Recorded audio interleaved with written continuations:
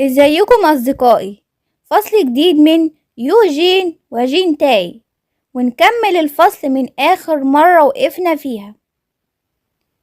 يوجين وجين تاي اتفاجئوا جدا، ويوجين بتقول ازاي أهل الولد ده يسيبوه كده ويسيبوا طفل صغير كده ويختفوا فجأة، وقالت إنها عايزة تشوف أبو الطفل ده اللي بيسمى نفسه أب، وهو كده عنده إهمال في حق ابنه.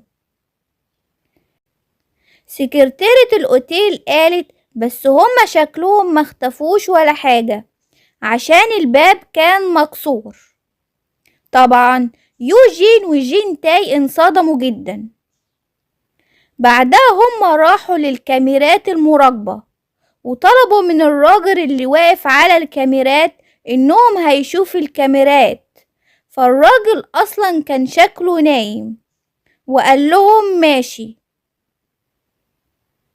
فهم بيبصوا للكاميرات عند الأوضة بتاعة الراجل اللي هو والد الطفل ده اختفى ليه. وقتها يوجين وجين تاي لاحظوا حاجة وقالوا للراجل انه يرجع بالكاميرات عشان يشوفوه كويس.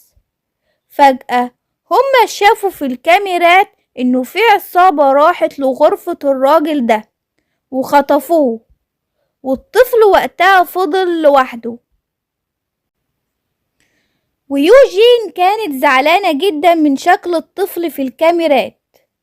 وبعدها يوجين لاحظت بوجود ست على الباب وقالت انها شافتها في الدور التاني من الأوتيل، وكمان الولد شافها وهو ما قالش انها ممكن تكون امه. بعدها جين تاي سأل المدير وقال له ان الغرفة دي اسم اللي كان قاعد فيها ايه، فالمدير قال له على الاسم من البطاقة بتاعته. وقتها جين تاي قال انهم لازم يدوروا على الراجل اللي اتخطف ده من خلال الكاميرات المراقبة، وكمان لازم يعرفوا مين دول التلاتة اللي خطفوه وهم ودوه فين، وقال ان الست دي كمان لازم يعرفوا مين هي. نيجي بعد كده، يوجين كانت قاعدة جنب الطفل وبتلعب وعمالة تهزر معاه، وكمان كانت بتوكله، وكمان هي بتوكل الطفل كان قاعد في حجر جين تاي، وكان شكلهم لطيف قوي. ويوجين وقتها مستغربة وبتقول انه في العادة الاطفال بيحبوا النساء اكتر من الرجال، وبتقول انه قرب من جين تاي اكتر، وانه ليه بيستمر في انه بينادي عليه بأبي. جين تاي قال لها ان هو كمان مش عارف السبب، والطفل وقتها كان فرحان ومبسوط جدا. ويوجين قالت انه الطفل كل كويس وفاضل انه ينام بعد كل ده، وبتقول لجين تاي انه الايام الحلوة دي مش هيعرفوا يرجعوها تاني. فجين تاي قال لها الظاهر انك عشتي الايام الحلوة دي في فترة حياتك. بعدها الطفل نام في حضن جين تاي، وجين قال ليوجين انها تاخد الطفل ينام معاها، وهي ترد وتقول انه هو لازم انه الطفل ينام جنبها هي، وجين يقول لها انه الطفل لازم هي تاخده، مش هي شغالة عنده، وانه ده السبب الرئيسي في تعيينها هو تنفيذ الأوامر. يوجين قالت انه الطفل لو صحي اكيد هيفضل يدور على والده، وكمان هيدور على جين تاي. وفضلوا وقتها يتعزموا على مين اللي هينيم الطفل جنبه، بس في الاخر يوجين هي اللي اخدت الطفل، ووقتها جين سابها ومشي.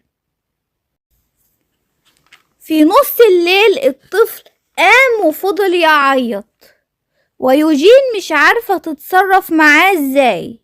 وقتها هي اخدت الطفل وراحت أوضة جين تاي، وجين تاي كان نايم، والطفل جري عليه ونام في حضنه، ويوجين كانت واقفة وشايفاه.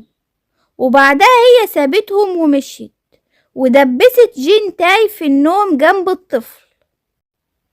وجين تاي مش عارف يعمل ايه، ويوجين وهي ماشية جين تاي مسك ايديها وقال لها انتي رايحة فين؟ انتي هتسيبيني هنا لوحدي مع الطفل؟ ويوجين واقفة ومتنحة. وقتها جين تاي قال لها انها تيجي تنام معاهم وجنبهم، فيوجين انصدمت جدا، فهو قال لها على طبيعة شغلها ده، فراحت قالت خلاص هي هتنام جنبهم.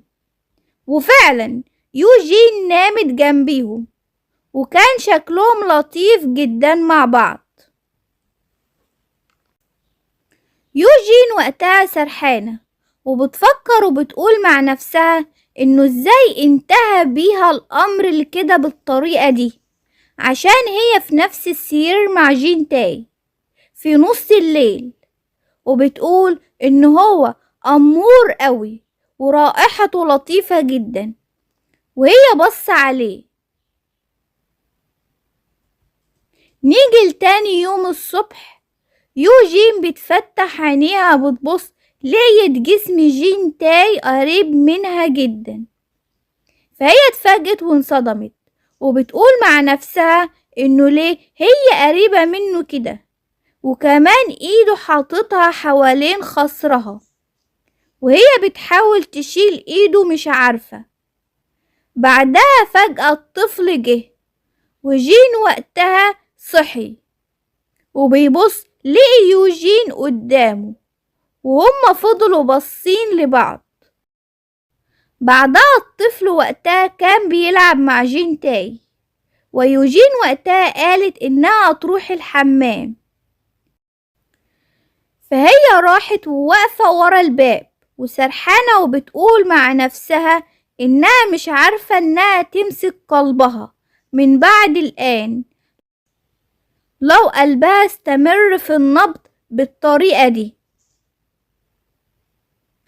نيجي لبعد كده، يوجين كانت بتلعب مع الطفل، والطفل كان سعيد جدا وقتها، وهي بتحاول تلهيه وتلعب معاه، وجين تاي واقف وعمال يتريق عليها وقال لها ان هي والطفل في انسجام بينهم عشان عندهم نفس العقلية، ويوجين كانت متعصبة. بعدها جه مدير الفندق وقال لهم انهم ملقوش حاجة في موضوع اللي يخص والد الطفل، بس هم شافوا في الكاميرات انه الست اللي كانت واقفة على باب الأوضة طلبت تاكسي، وهم تواصلوا مع حارس الأمن واتصلوا بشركة المرور للمساعدة.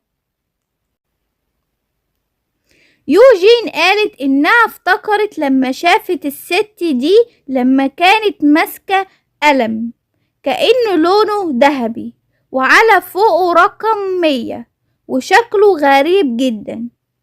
ويوجين وقتها اتصلت بصديق ليها عشان هي شافت القلم ده عنده، وهي استفسرت عنه وقالت لجين تاي والمدير انه صديقها قالها انه القلم ده قلم لبلدها، والرقم اللي عليه ده عشان ذكرى مرور 100 عام على تأسيس الجريدة. وقتها المدير قال انه حارس الامن بعتله رسالة انه الست نزلت من التاكسي وراحت عند الجريدة. بعدها جين تاي راح وبيشيل الطفل وقال انهم هيمشوا وهيروحوا للجريدة دي، والطفل باصص على جين تاي وبيقول يا أبي، وجين تاي قاله انه أبي رايح للشغل وهيرجع تاني، وقال للطفل انه يقعد مع عمه اللي هو مدير الفندق وهو هيرجع على طول. ومدير الفندق شال الطفل، وجين تاي ويوجين مشيوا، ومدير الفندق وهم ماشيين باصص عليهم وبيقول في نفسه انه جين تاي اصبح اكثر سعادة من قبل كده، وهو من ساعة ما يوجين ظهرت في حياته وهو اتغير للأحسن وبقى مبسوط جدا مع يوجين. نيجي بعد كده يوجين وجين تاي وهما ماشيين، يوجين بتقول انه جين تاي هيبقى اب كويس جدا بسبب تعامله اللطيف مع الطفل. فجين تاي بيقول لها انتي بتتريقي عليا؟ قالت له لأ، وانها بتتكلم بجد، وكمان مخلي الطفل بينادي عليه أبي وهو مش معترض خالص. فجين تاي قال انه مش عايز الطفل يحزن وده مجرد طفل، فلازم يتصرف كده. فهي لسه بتتكلم وبتقول برضو مفيش حد بيعمل اللي انت عملته مع الطفل، وهي بتعتقد انه هيكون اب جيد جدا. وهي لسه بتتكلم فهو سحبها ناحيته عشان العربية كانت في سرعة ناحيتها، وفضلوا لحظة باصين لبعض. وبعدها جين تاي بعد وهي فضلت بص عليه وسرحانة، وبعدها هي مشيت وراه. نيجي بعد كده وهم راحوا للجريدة اللي موجودة فيها الست، وهم واقفين ومش عارفين يدوروا على الست دي ازاي عشان ما يعرفوش عنها حاجة، وهم مش هيعرفوا يدخلوا جوه. فجأة وهم واقفين البنت دي ظهرت وهم شافوها، وهم افتكروها لما شافوها في الكاميرات بتاعة الفندق. فهم راحوا عندها وسألوها على إنها البنت اللي شافوها ولا لأ، وكمان سألوها على ايه علاقتها باختطاف الراجل اللي كان في اوضته اللي هي كانت في الفندق. فيوجين وجين تاي قالوا لها إنها لو عارفة حاجة تقول، عشان الراجل ده عنده طفل وهو عايز أبوه. فالبنت دي فكرت شوية عشان الطفل وقالت لهم إنهم يروحوا مكان غير ده يتكلموا فيه. فهم راحوا لمكان يتكلموا فيه، وهي حكت لهم عن مكان اسمه الإمبراطورية، وهو نادي كل اللي معاه فلوس وبيشرب بيروحوا له هناك. وقالت إنه في راجل هناك وهو اللي بيحكم المكان ده ومعروف باسم إمبراطور الليل، وهو شخص قوي جدا، وكمان عنده 6 نوادي وعربيات كتير في البلد. وقالت إنه تاجر كبير في البودرة، وكمان هو مجرم كبير. وبتقول إنه بيت الراجل ده اللي بيحرسه رجال الأمن والبوليس وكمان وسائل الإعلام معاه بكل اللي بيعمله من الجرائم. يوجين بتسألها إنه ليه كل ده معاه رغم إنه راجل بالشكل ده. فالبنت ردت وقالت إنه مفيش حد وقف قصاده خالص، ولازم حد يوقفه عند حده. وقالت إن هي قابلت الراجل ده اللي هو اتخطف كذا مرة، وهو كان بيقول لها إنه عنده دليل لعدة جرائم بتتعمل في الإمبراطورية. فالبنت دي صحفية أصلا، وهي استغربت إنه شخص زيه جه يقول على دليل يخص النادي بتاعه وكمان جرائمه. عشان كده الصحفية دي عملت بحث عن الراجل ده، وعرفت إنه كان بيحب واحدة وكان هيهربوا مع بعض، بس هما معرفوش ينفذوا ده، والبنت اللي بيحبها أنهت حياتها. الصحفية وهي بتحكي لهم يوجين زعلت على حبيبة الراجل ده، وجين تاي زعل على زعل يوجين وهو باصص عليها. والصحفية كملت الكلام وقالت انه بعد ما حبيبة الراجل ده ماتت ساءت حالته، وهي عرفت معلومات عشان كده هي راحت للفندق. وهي لما راحت كان الباب مكسور والراجل اتخطف وقتها، وهي كانت ما تعرفش انه كان في طفل موجود في الفندق. فمن المحتمل انه الراجل اللي صاحب النادي الليلي اللي هي الامبراطورة هو اللي خطف ابو الطفل ده عشان هو قدم دليل على جرائمه. يوجين بتسأل يا ترى والد الطفل ممكن يكون لسه عايش؟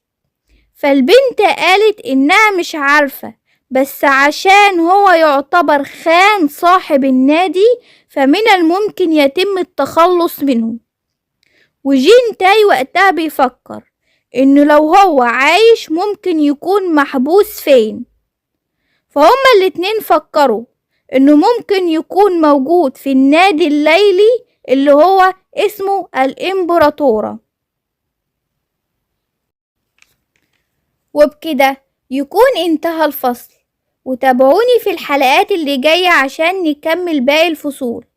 لو عجبك الفيديو ما تنساش تعمل لايك وتشترك في القناة وتفعل زر الجرس عشان يوصلك كل جديد. سلام يا أصدقائي.